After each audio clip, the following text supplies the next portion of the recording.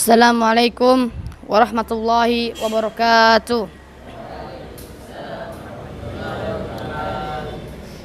A'udzu billahi minasy syaithanir rajim. Bismillahirrahmanirrahim.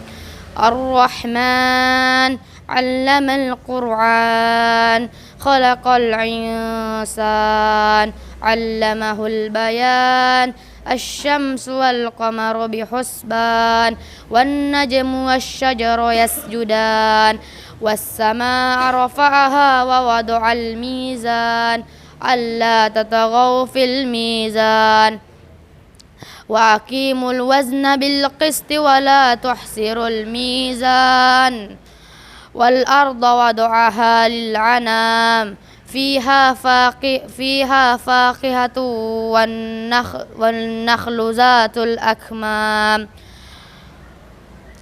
والحب ذو الأصف والريحان فبأي آلاء ربكما تكذبان خلق الإنسان من صلصال كالفخار وخلق الجنة من مارج من نار فبأي آلاء ربكما تكذبان Sadaqallahul azim. Assalamualaikum warahmatullahi wabarakatuh. Assalamualaikum warahmatullahi wabarakatuh. Innal hamdalillah nahmaduhu wa nasta'inuhu wa nastaghfir wa na'udzu billahi min syururi anfusina wa min sayyiati a'malina may yahdihillahu fala mudilla lahu wa may yudlilhu fala hadiyalah. Asyhadu an la ilaha illallah wa asyhadu anna Muhammadan abduhu wa rasuluh. Amma ba'd. Yang pertama dan yang paling utama, segala puji bagi Allah Subhanahu wa taala yang telah menciptakan Rabb seluruh alam, yang telah menciptakan langit dan bumi beserta sisinya, dan yang telah menciptakan hal-hal yang menakjubkan seperti penciptaan makhluk hidup berasal dari air yang disebutkan di dalam Al-Quran di surat Al-Furqan ayat 54 dan di surat An-Nur ayat 45. Dan penciptaan dan keindahan rasi bintang, Allah berfirman di dalam Al-Quran, wa laqad ja'alna fis samai buruja wa zayyanaha lin nazirin. Dan sungguh kami telah menciptakan gugusan bintang di langit dan menjadikannya terasa indah bagi orang yang memandangnya. Dan masih banyak lagi ciptaan-ciptaan Allah yang menakjubkan. Dan tidak lupa juga salawat dan salam semoga terlimpahkan kepada Nabi besar Nabi Muhammad SAW yang telah membawa kita dari zaman kegelapan menuju zaman yang terang menderang. Pada malam hari ini, saya sebagai penceramah ingin berceramah singkat tentang berbuat baik. Nabi Muhammad SAW mewajibkan kita untuk berbuat baik kepada sesama manusia maupun hewan. Bahkan Nabi Muhammad SAW mengajarkan kita untuk berbuat baik, mengajarkan kita untuk berlaku baik dalam menyembelih dengan lemah lembut dan tanpa menyiksa. Jadi marilah kita berbuat baik kepada sesama manusia maupun hewan. Dan walaupun kalian diperlakukan dengan buruk, maka balaslah perbuatan tersebut dengan kebaikan, karena sesungguhnya Allah menyukai orang-orang yang berbuat baik. Sebagaimana firman-Nya di dalam Al-Quran, Innallaha yuhibbul muhsinin. Sesungguhnya Allah menyukai orang-orang yang berbuat baik. Hikmah yang bisa kita ambil dari firman Allah Subhanahu wa taala tersebut adalah kita sebagai hamba-hambanya selalu berbuat baik kepada seluruh makhluk hidup dan setiap saat melakukan perbuatan-perbuatan yang baik agar Allah menyukai kita. Dan sesungguhnya orang-orang yang berbuat baik pasti ada balasannya. Sebagaimana Allah berfirman di dalam Al-Quran di surat Ar-Rahman ayat 60, hal jazaul ihsan hilal ihsan. Tidak ada balasan untuk kebaikan selain kebaikan pula. Hikmah yang bisa kita ambil dari firman Allah Subhanahu wa taala tersebut adalah pentingnya selalu berbuat baik tanpa mengutamakan dan lebih memikirkan imbalan dari perbuatan baiknya tersebut. Karena kebanyakan orang sebelum berbuat baik lebih mengutamakan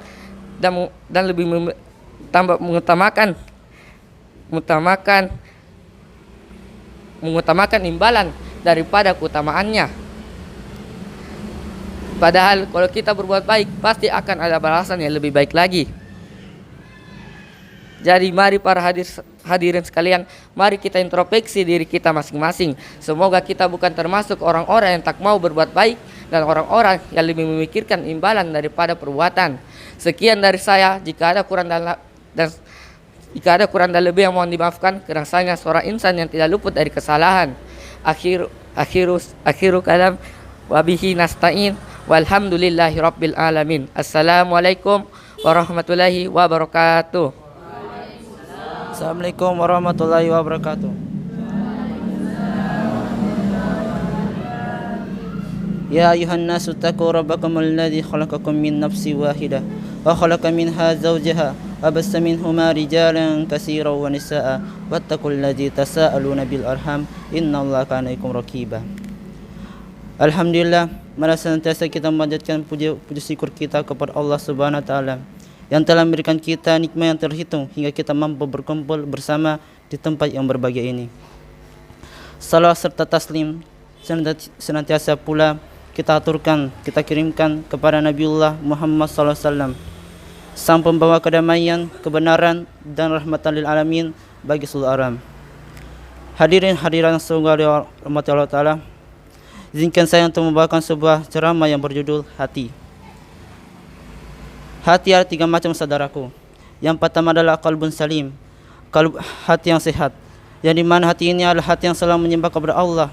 Dia menyatukan Allah, mencintainya dan mendudukan kekasihnya, yang mana setiap kecintaannya, tawakalnya, kepatuhannya, tunduknya dan inabahnya hanyalah untuk Allah. Jika dia mencintai, dia mencintaikan Allah. Jika dia memberi, dia memberikan Allah. Dan jika dia menahankan Allah. Semua kita menjadi orang-orang yang memiliki hati yang semacam ini. Dan yang kedua adalah hati yang mati, hati yang tidak mengenal Rabb-Nya, apalagi menyembahnya. Hati yang tidak mencari keridoannya, sehingga dia lebih mengutamakan yang namanya hawa nafsu dan juga syahwatnya. Jika dia mencintai karena syahwat. Jika dia marah karena syahwat. Jika dia memberi karena syahwat. Dan jika dia menahan karena syahwat. Nauzubillah min zalik. Lalu yang ketiga adalah hati yang sakit. Hati yang sakit adalah hati yang terdapat unsur kehidupan, namun sayangnya menderita sakit. Di lain terdapat unsur kecintaan, tawakal, ikhlas, syukur dan lain sebagainya membuat dia hidup. Namun di sisi lain juga terdapat unsur kecintaan terhadap hawa nafsu dan syahwat, sehingga terkadang membuat murka Allah Subhanahu wa taala. Semua kita tidak mendapatkan hati semacam ini. Terapi untuk hati semacam ini sudah dijelaskan di dalam Al-Quran. Wa nunazzilul Qur'ani ma huwa shifaa'u wa rahmatul mu'minin. Dan telah kami turunkan ayat suci Al-Quran tidak lain sebagai penyembuh dan rahmat bagi orang-orang yang beriman. Itulah yang mampu saya sampaikan. Kurang lebih mohon maaf dimaafkan. Sahiri wabillahi wal hidayah. Wassalamualaikum warahmatullahi wabarakatuh. Bismillahirrahmanirrahim.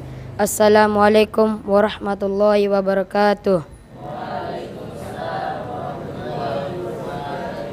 Innal hamdalillah nahmaduhu wa nasta'inuhu wa nastaghfir wa na'udzu billahi min shururi anfusina wa min sayyiati a'malina may yahdihillahu fala mudhillalah wa may yudlil fala hadiyalah.